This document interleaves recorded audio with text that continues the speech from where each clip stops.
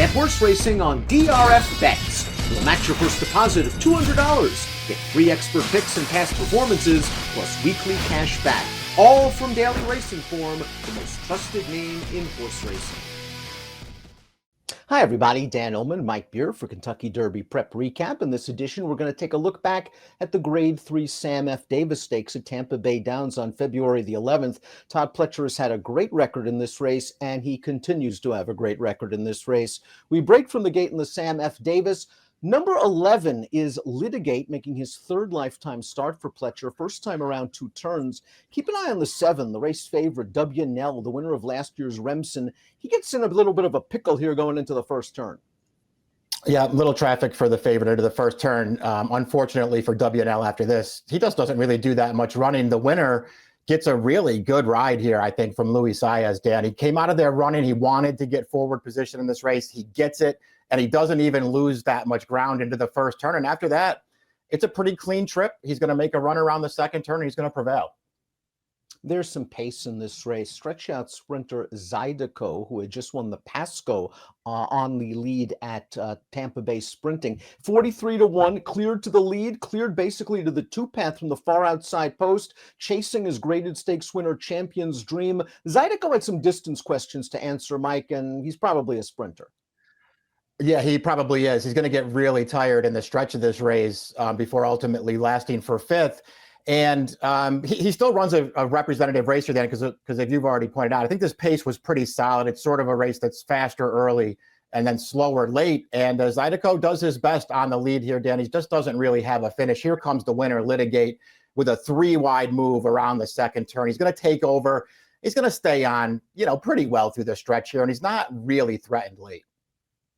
He showed fine acceleration to get right into the race. We see Groveland in the Godolphin Blue down towards the inside. It looked like he wanted to make a run entering the turn, Mike, and he might have been steadied a bit when Zydeco came inside. He then went out back inside. All in all, he ran okay for second. I think the concern is that this race came back slow. How good are these horses? Litigate wins. He's a promising horse, but he only earned a 77 Beyer speed figure.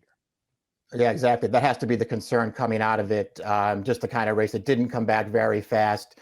And I don't really want to knock Litigate. It's only his, third career start, Dan. And I think all in all, it's a solid performance. First time around 2 turns as well here. He's now 2 for 3 lifetime.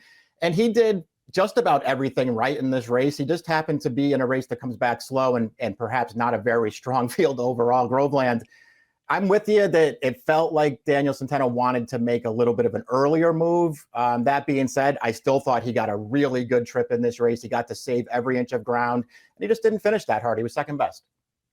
Let's talk about some of the also-rans in here before we get back to Litigate. The 8th place finisher was your beaten favorite, W. Nell. And Mike, he did get into trouble going into the first turn. The problem is he didn't do anything after that. If he had at least made a little bit of a run, I'd want to make an excuse. Danny Gargan told DRF's Marty McGee throw the race out. I'm assuming he's still on the trail. We may see him in the Tampa Bay Derby or another prep, but now all of a sudden he's got a lot to prove. Exactly. I mean, it's your prerogative if you just want to throw it out. I'm not sure what his excuse was in here. Save, a little bit of traffic into the first turn. By the way, he's not the only horse that had trouble into the first turn of this race. There was a lot of traffic there. This horse was terrible after that. He didn't pick up his feet. He never made a run into contention. And I think the bigger question for WNL going forward, Dan, is he going to be able to perform, up to his best on a fast track? Because both of his prior wins were over sloppy, sealed tracks. And while he ran well in those races, he was awful in here. His former stablemate, Champion's Dream, who is now with trainer Mark Casse, won a graded stakes for Danny Gargan last year. He was up on the pace in this race. Now, he might actually have a legitimate excuse. Casse said he sprang a shoe and he came back off. It looks like he's going to take a lot of time. Hopefully he's going to be okay, but it looked like he sustained a bit of an injury. Yeah, I mean, we'll see what happens with him. He's another one who I felt like had an awful lot to prove coming into this race, Dan. And maybe he gets more of a pace. You could totally see something go wrong with this horse. He chased the pace up the backstretch and just plummeted to the back of this field around the second turn. Prairie Hawk took some money in this race based off of a winning race at Tampa Bay against lesser competition. He only faced a few other horses in that race, I think 3. He got an easy trip on the lead. It looked like he was making a bit of a move on the turn, but just as soon as he appeared on the scene, he disappeared. Yeah, that's true. He's another one who had a little bit of traffic around the first turn of this race. He did get put in tight between horses at the start also and wound up last, which, I'm sure that's probably not where they wanted him to be. But after the, little bit of trouble in that first turn down, he made a run to get forward. He was kind of moving in tandem with the winner. He had the rail. Litigate was 3 wide. They moved up around the second turn. And then as soon as they got to the top of the stretch, this horse was all done. And his rider was just sort of holding him together the final furlong. There wasn't a ton of closing going on in the last eighth of a mile, but the third place finisher, Classic Car Wash, was making up a little bit of late ground. He just gave up a lot of ground at the start of this race. Do you still think this horse retains some promise? You liked him a little bit coming in, or are the waters just going to get simply too tough down the road? I think I would take the latter position on him. There's nothing wrong with this race, but as we've already talked about, it was sort of, a race that was a faster early, slower late. And overall, I thought Classic Car Wash got a pretty decent trip in this race and had a real shot at a bigger piece of the pie here through the stretch. He just kind of finished evenly. He was on his wrong lead for a long time. He just never really fired a super good shot here. He just got third in this race, Dan.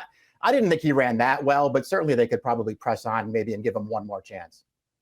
The thoughts on Classic Legacy's performance, the fourth place finisher going out for Mockton Alvarado, first start of the year. Looked like this horse has a little bit of upside.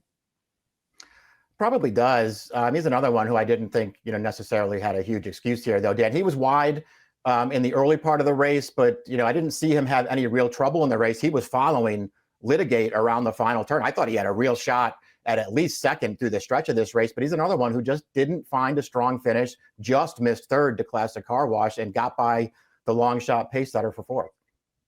And Zydeco was stretching out. We were worried about the distance, and going a 23-second second quarter while facing some pressure probably did him in. All in all, he finished well to be fifth, but he's likely a sprinter miler.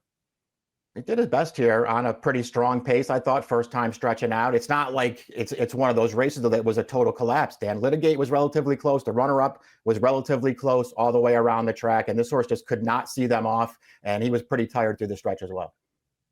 Let's take a closer look at the winner, Litigate, of course, trained by Todd Pletcher. This is a $370,000 yearling by Breeders' Cup Classic winner Blame. The Dam, a mineshaft mare, is a half-sister to a multiple Grade 3 winning sprinter in Pacific Ocean, but this is a strong Phipps family that has class and distance, so I'm really not too worried about the distances down the road. It's all about how good is this horse, because obviously he has to do a little better than that 77 buyer.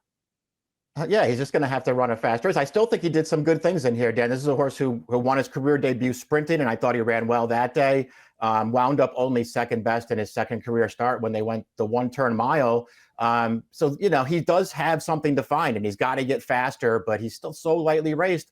He ran fine in here on the outside, keeping a fast pace within range and finishing best of all. He's got to improve, but who's to say he can't do it?